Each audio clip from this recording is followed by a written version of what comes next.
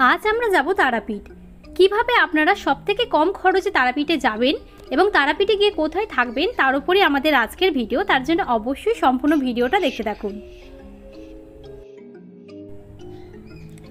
সকাল সকালে আমরা চলে এসেছি শিয়ালদা স্টেশনে। এখান থেকেই আমাদের তারাপীঠ যাওয়ার ট্রেন রয়েছে মা তারা এক্সপ্রেস।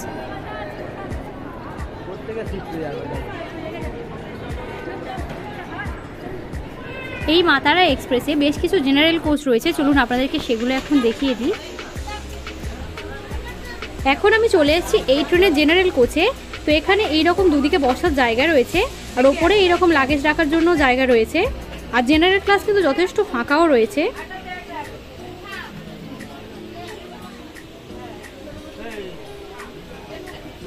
এই ট্রেনের জেনারেল ক্লাসের ভাড়া রয়েছে 90 রুপিস করে।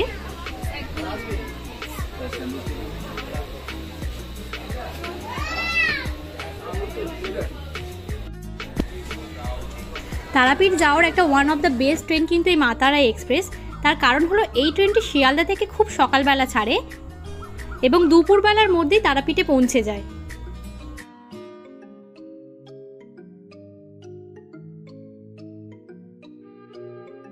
এখন হচ্ছে আমাদের ট্রেন দাঁড়িয়ে রয়েছে মা তারা এক্সপ্রেস। শিয়ালদা থেকে টাইমিং রয়েছে 7টা 20-তে আর এটা রামপুরহাটে গিয়ে পৌঁছাবে 12টা 5-এর সময়।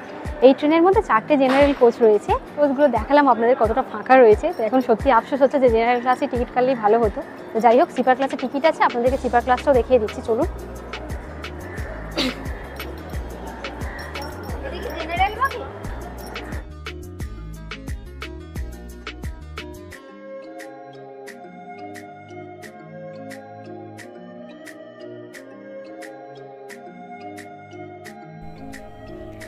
এখন আমি চলে এসেছি মা তারা এক্সপ্রেসের স্লিপার ক্লাসে। তো এখানে এরকম 2S বসার অ্যারেঞ্জমেন্ট রয়েছে। প্রত্যেকটা সিটে 3জন 3জন 6জন করে বসবে।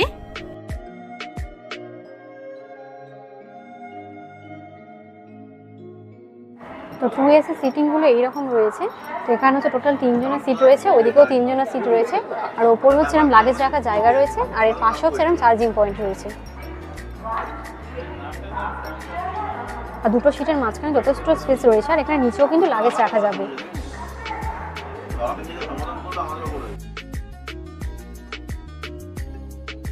চলুন আপনাদেরকে এখন ওয়াশরুমটা দেখিয়ে দিই।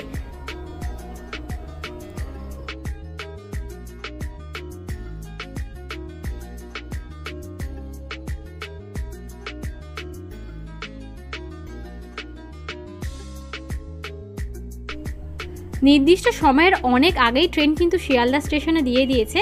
এখন ধীরে ধীরে আরও প্যাসেঞ্জাররা ট্রেনে উঠছেন আর একদম ঠিক সময়ে কিন্তু আমাদের ট্রেন এখন শিয়ালদা স্টেশন থেকে ছেড়ে দিয়েছে।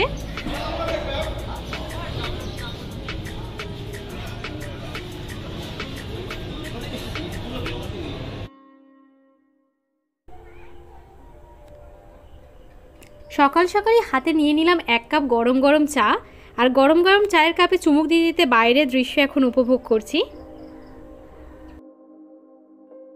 এখন আমাদের ট্রেন এসে পৌঁছেছে প্রথম হল্টে, যেটা রয়েছে নৈহাটিতে।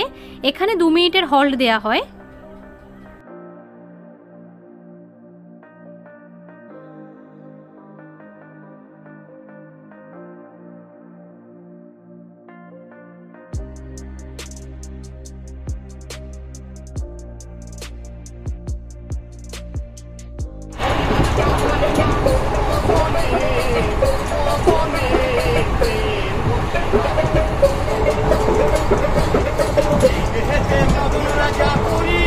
ঘড়ির কাঁটা বলছে এখন 9টা 35 আর আমাদের ট্রেন এসে দাঁড়িয়েছে বর্ধমান জংশনে। এখানেও 2 মিনিটের হল্ট রয়েছে।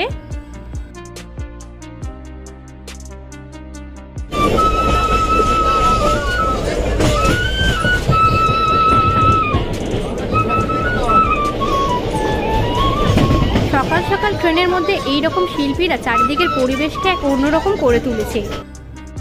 এখন আমাদের ট্রেন ঘুষকরা স্টেশন থেকে যাচ্ছে। এখানেও 2 মিনিটের হল্ট থাকে এই ট্রেনের।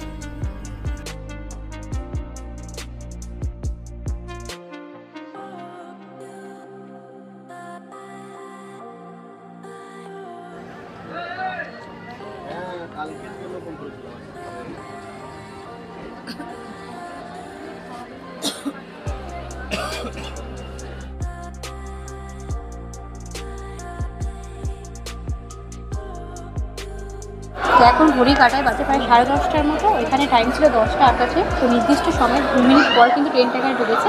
তবুও মোটামুটি ঠিকঠাক টাইমে কিন্তু চলছে। ট্রেনের অনেক প্যাসেঞ্জাররা বোলপুর শান্তিনিকেতনে নেমে গিয়েছেন। এখানেও 2 মিনিটের হল থাকে এই ট্রেনের। আর এই স্টেশনটা দেখুন কতটা সুন্দর দেখতে।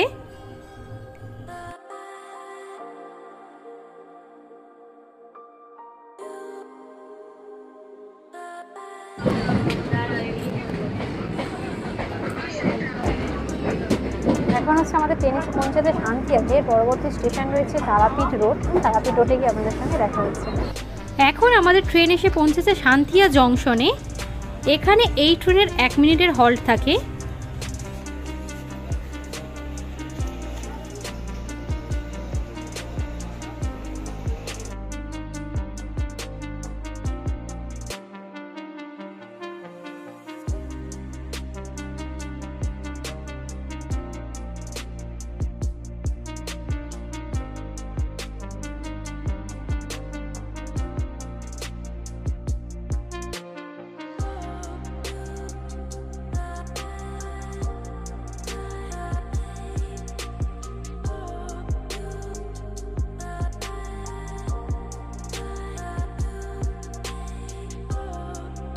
তো এখন আমাদের ট্রেন এসে পৌঁছাতে তারাপীঠ রোডে।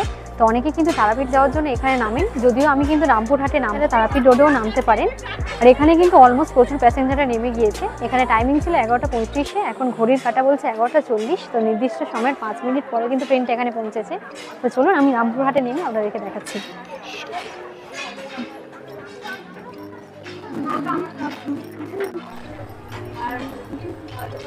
এখন আমাদের ট্রেন দাঁড়িয়ে রয়েছে তারাপীঠ রোডে। এখানে 1 মিনিটের হল্ট ছিল, যদিও ট্রেন তার থেকেও বেশিক্ষণ দাঁড়িয়ে রয়েছে। আর ট্রেনের বেশিরভাগ প্যাসেঞ্জাররা কিন্তু এখানে নেমে গিয়েছে। দেখতে পাচ্ছেন ট্রেন প্রায় ফাঁকা হয়ে গিয়েছে।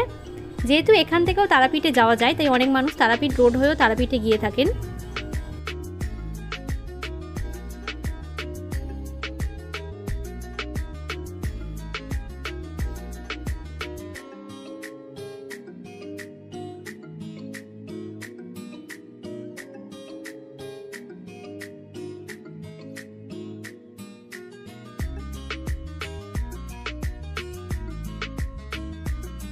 তো এখন হচ্ছে আমরা রামপুরহাট স্টেশনে নেমে গিয়েছি। ট্রেন কিন্তু একদম নির্দিষ্ট সময়ে কিন্তু আমাদেরকে রামপুরহাট স্টেশনে পৌঁছে দিয়েছে।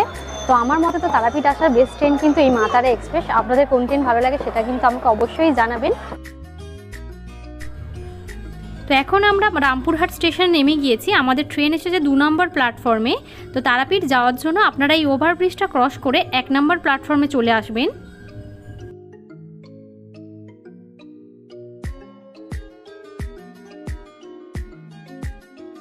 এখন হচ্ছে আমরা রামপুরহাট স্টেশনের বাইরে চলে এসেছি। অনেকেই তারাপীঠ যাওয়ার জন্য তারাপীঠ রোডে নামেন, কিন্তু আমি সাজেস্ট করবো রোডে না নেমে রামপুরহাট স্টেশনে কিন্তু নামতে পারেন। কারণ রামপুরহাট স্টেশনে নামলে কিন্তু আপনারা প্রাইভেট গাড়ি কিংবা অটোর অপশন কিন্তু অনেক বেশি পেয়ে যাবেন। এখানে স্টেশনের বাইরে দেখতে পাচ্ছেন এইরকম প্রচুর প্রাইভেট গাড়ি রয়েছে। আপনারা চাইলে প্রাইভেট গাড়ি বুক করে তারাপীঠে যেতে পারেন। তাছাড়াও এখানে বাইরে আপনারা ম্যাজিক এবং টোটো গাড়ি পেয়ে যাবেন। ম্যাজিক গাড়ি কিংবা টোটোতে করে যদি আপনারা তারাপীঠ যেতে চান, ভাড়া লাগবে 40 রুপিস করে। তারাপীঠে পৌঁছে আপনাদের প্রথম কাজ হলো হোটেল খোঁজা। তো তারাপীঠের মন্দিরের আশেপাশে আপনারা প্রচুর হোটেল পেয়ে যাবেন। এখানে হোটেল ভাড়া শুরু হয় 250-300 টাকা থেকে, তবে অবশ্যই আপনারা দরদাম করবেন। আর অনলাইন বুকিং করা থেকে আপনারা এখানে এসে স্পট বুকিং করারই চেষ্টা করবেন, সেক্ষেত্রে আপনারা অনেক কমে পেয়ে যাবেন।